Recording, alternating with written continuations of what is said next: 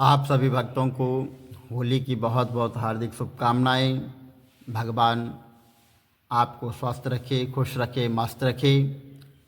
इसी आशा के साथ होलिका दहन एवं होली पर्व की आप सभी मेरे YouTube चैनल के जितने भी सब्सक्राइब हैं और जितने भी इस कथा को सुनने वाले हैं, आप सभी लोगों को होली की बहुत बहुत हार्दिक शुभकामनाएं। आपका जीवन मंगलमय हो। मैं भगवान से यही प्रार्थना करता हूं कि होली जैसे महोत्सव बड़े धूमधाम से मनाइए और यहाँ बुराई पर अच्छाई की जीत है। भगवान हमेशा आपके कार्य सिद्ध करें। इन्हीं कामनाओं के साथ एक बार होली की बहुत बहुत हार्दिक शुभकामनाएं।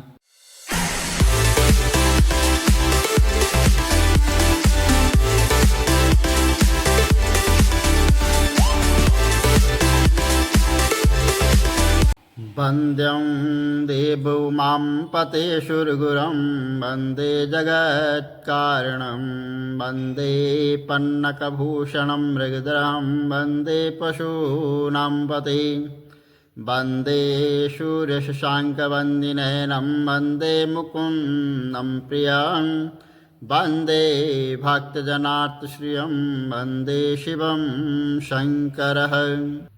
होलिका दहन हिंदू धर्म में होलिका दहन का आयोजन बड़े हर्षोल्लास के साथ किया जाता है। इस पर्व को फाल्गुन मास के शुक्ल पक्ष की पूर्णिमा तिथि के दिन मनाया जाता है। इस दिन इससे जुड़ी कथा का भी विशेष महत्व होता है। हिंदू धर्म में कई प्रमुख व्रत एवं त्यौहार हर्षोल्लास के साथ मनाए जाते हैं, जिनमें होली पर्व का विशेष महत्व है। होली पर्व की शुरुआत वास्तव में होलिका दहन से होती है। धार्मिक मान्यताओं के अनुसार एवं सनातन धर्म के अनुसार होलिका दहन पर्व को बुराई पर अच्छाई की जीत के रूप में धूमधाम से और बड़ी श्रद्धा भाव से मनाया जाता है। और पुराणों में होलिका दहन के संदर्भ में नारायण भक्त प्रहलाद की कथा को वर्णित किया गया है और जिसमें बताया गया है कि कैसे अत्याचारी राजा हिरण्यकश्यप ने अपने पुत्र के लिए उसको भगवान की भक्ति से वंचित करने के लिए और उसकी हत्या करने के लिए कई षड्यंत्र रचे, जो भगवान नारायण की कृपा से वो सफल नहीं हो पाए। और भारत के इन विभिन्न हिस्सों में होलिका दहन को एक छोटी होली के रूप में भी मनाया जाता है और होली दीपक के नाम से भी जाना जाता है। इसके साथ ही पर्व के आध्यात्मिक और वैज्ञानिक कारणों दोनों छिपे होते हैं। और कब और कैसे होली मनानी चाहिए, हिंदू पंचांग के अनुसार प्रत्येक वर्ष फाल्गुन मास के शुक्ल पक्ष की पूर्णिमा तिथि पर प्रदोष काल में ही होलिका दहन का आयोजन किया जाता है। यह आयोजन गांव या मोहल्ले या किसी खुले स्थान में, खास तौर पर वहां पर लकड़ियों का एक बड़ा चित्त और प्लेट वहां पर इकट्ठा किया जाता है।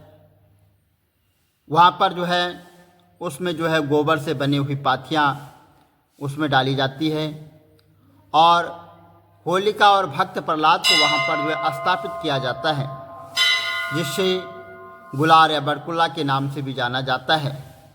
इसके बाद होलिका दहन के शुभ मुहूर्त में होलिका के पास से गोबर से बनी ढाक से रखी जाती है और 4 मालाएं जो मौली, फूल, गुलाल, ढाल और गोबर से बने खिलौने से बनाई जाती है, उन्हें अलग रख लिया जाता है। और इनमें से एक माला पितरों के नाम की समर्पित होती है, दूसरी माला हनुमान जी के लिए, तीसरी माला शीतला माता के और चौथी माला घर परिवार के लिए रखी जाती है। होलिका दहन की पूजा में रौली, मौली, अक्षत, गंध, पुष्प, अक्षत, गुड़, चने, कच्चे सूत और बतासे, नारियल, पंचफल इत्यादि पूजन की सामग्रियों के रूप में लेकर रखे जाते। इन सभी चीज़ों को होलिका दहन के समय होलिका के पास रखा जाता है और फिर सदा भाव से होलिका के चारों ओर से 7 या 11 बार कच्चे सूत के धागे से उसे लपेट दिया जाता है और होलिका दहन के बाद सभी सामग्रियों को एक एक करके होलिका में आहुति दी जाती है और फिर जल से आग्रह प्रदान किया जाता है। इसके पश्चात होलिका दहन के बाद पंचफल और चीनी से बने खिलौने इत्यादि आहुति के रूप में समर्पित किए जाते हैं। और हिरण्यकश्यप नाम का एक जो है राजा था, वह शासन करता और भगवान विष्णु का सबसे बड़ा जो है शत्रु माना जाता। उसने अपने राज्य में सभी को यह आदेश दिया कि कोई भी जो है भगवान की पूजा नहीं करेगा, लेकिन उसका पुत्र भक्त प्रहलाद भगवान विष्णु का परम भक्त था। जब हिरण्यकश्यप ने अपने पुत्र को भगवान की पूजा करते हुए देखा तो उससे सहा नहीं गया और उसने अपने पुत्र को दंड देने की ठान ली। हिरण्यकश्यप ने प्रहलाद को कई बार कष्ट देना चाहा, लेकिन भगवान विष्णु ने हर समय प्रहलाद का साथ दिया और अपने भक्त की रक्षा की। अंत में अत्याचारी राजा ने अपनी बहन होलिका से मदद मांगी। होलिका को यह वरदान था कि उसे अग्नि नहीं जला सकती है, इसलिए होलिका प्रहलाद को अपनी गोद में लेकर अग्नि में प्रवेश कर गई। लेकिन भगवान विष्णु की कृपा से होलिका उस अग्नि में भस्म हो गई और भक्त प्रहलाद वहाँ पर बच गए। तब से होलिका दहन पर्व का बुराई पर अच्छाई की जीत के रूप में होलिका दहन मनाया जाता है। और होली बसंत मौसम में खेली जाती है, जो सर्दी के अंत और गर्मी ऋतु के बीच की अवधि में है। ऐसे जो है इस समय होली का पर्व मनाया जाता है। हमारे इतिहास में और सनातन धर्म में कई जो है पौराणिक कथाएं प्रचलित है, जिनकी स्मृति में त्यौहार मनाए जाते हैं। और ऐसे में ही एक त्यौहार फाल्गुन में जो है होली का होता है। इसमें होलिका दहन से जुड़ी और भक्त प्रहलाद की कथा का भी है। भक्त प्रहलाद से जुड़ी कथा हिंदू धार्मिक पौराणिक ग्रंथों में ध्रुव, उपमन्यु, अरुणी, श्रवण कुमार के साथ साथ ही भक्त प्रहलाद जैसे महान बालकों की कथा और भक्त प्रहलाद हिरण्यकश्यप की कथा तो आइए सुनते हैं। हिरण्यकश्यप तपस्या करके जो है ब्रह्मा से वरदान प्राप्त करके और भगवान ने उसे यह वरदान दिया कि किसी भी अस्त्र शस्त्र से वह उसकी मृत्यु न हो और न दिन में न रात में न सुबह न शाम न आकाश में न धरती में। यह वरदान हिरण्यकश्यप को मिला और वरदान मिलने के बाद हिरण्यकश्यप को लगा कि मैं अब अमर हो चुका हूँ, तो उसने अपने छोटे भाई का बदला लेने के लिए देवताओं को परेशान करना शुरू कर दिया और हिरण्यकश्यप अपने बेटे प्रहलाद को विद्या अध्ययन के लिए अपने गुरुओं के पास भेजा। लेकिन राक्षस का पुत्र होने के बाद भी प्रहलाद भगवान की भक्ति में मगन रहता था और प्रहलाद की हरि भक्ति की परीक्षा लेने के लिए हिरण्यकश्यप ने कुछ सवाल पूछे। प्रहलाद ने हिरण्यकश्यप को बताया कि सबसे श्रेष्ठ भगवान हरि हैं, इसलिए वह उनकी ही पूजा आराधना करेगा। प्रहलाद ने हिरण्यकश्यप को भगवान श्री हरि का ज्ञान करवाया, लेकिन वरदान के मद में चोर हिरण्यकश्यप ने अपने ही पुत्र को मारने की ठान ली। हिरण्यकश्यप ने प्रहलाद को लाख समझाया, लेकिन प्रहलाद ने भगवान की भक्ति नहीं छोड़ी। इसके बाद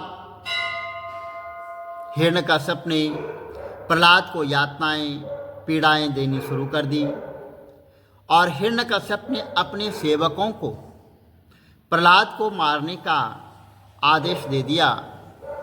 प्रहलाद पर तीर भाले अस्त्र शस्त्र से उन्होंने कई बार वार किया, लेकिन प्रहलाद के शरीर पर कोई भी असर नहीं पड़ा।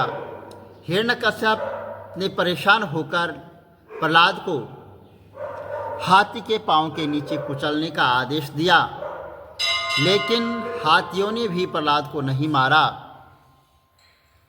हिरण्यकश्यप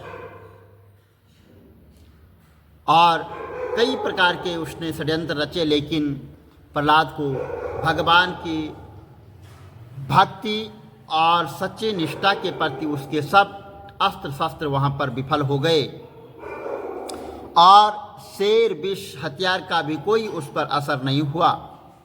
हिरण्यकश्यप की बहन होलिका भी प्रहलाद को लेकर जलती चिता पर बैठी।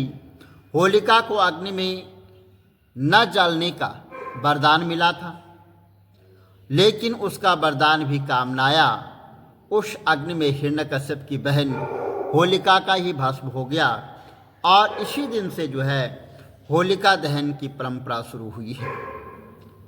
और जब जो है तो हिरण्यकश्यप ने प्रहलाद से कहा कि मैं तुम्हारा वध करूंगा, देखता हूं कहाँ है तुम्हारा भगवान। तो इस पर जो है प्रहलाद ने कहा कि भगवान हर कण में विद्यमान है। और हिरण्यकश्यप ने प्रहलाद से पूछा कि क्या तुम्हारा भगवान खंबे में भी है? तो प्रहलाद ने कहा कि हाँ, भगवान विष्णु खंबे में भी है। हिरण्यकश्यप ने गुस्से में खंबे पर जो है बड़ी तीव्रता से बड़ी जोर से लात मारी।